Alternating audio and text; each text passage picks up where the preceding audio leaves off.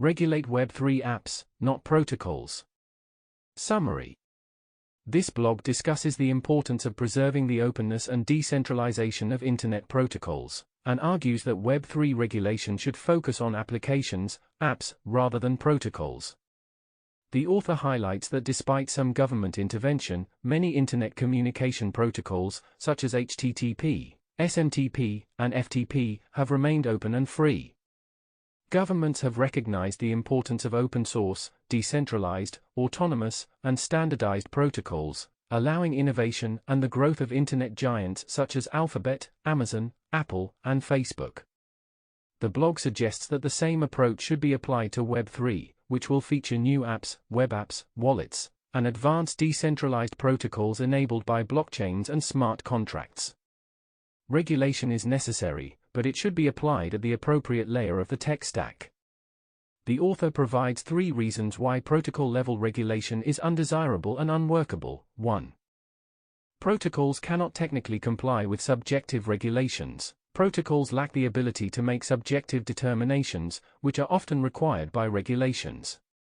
For example, defining spam emails or classifying tokens as securities or derivatives is inherently subjective, making it impossible to build protocols that can comply with these regulations.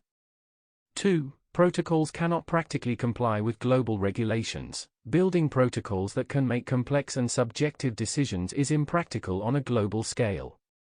For instance, requiring SMTP to filter spam email would create a multitude of conflicting requirements from different countries. The same issue arises in Web3, as laws regarding securities and derivatives vary by country and change constantly. 3. Apps or clients can comply with regulations further up the tech stack. Regulating apps instead of protocols allows governments to achieve their goals without jeopardizing the underlying technology.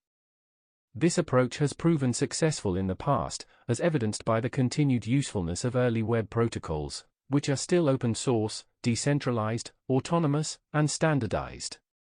The blog asserts that the regulatory approach for Web3 should focus on apps, such as wallets, web apps, and other applications that interact with Web3 protocols. By regulating these apps, governments can maintain control over their jurisdictions without compromising the core principles of the Internet and Web3. Web3 has the potential to revolutionize various sectors, including decentralized finance, DeFi, video games, social media, creator economies, and gig economies. To protect this public good and ensure a level playing field across these industries, the author concludes that apps should be regulated, not protocols. Content type, article, blog post. Content publisher, A16Z Crypto, Miles Jennings. Publish date, Q3, 2022.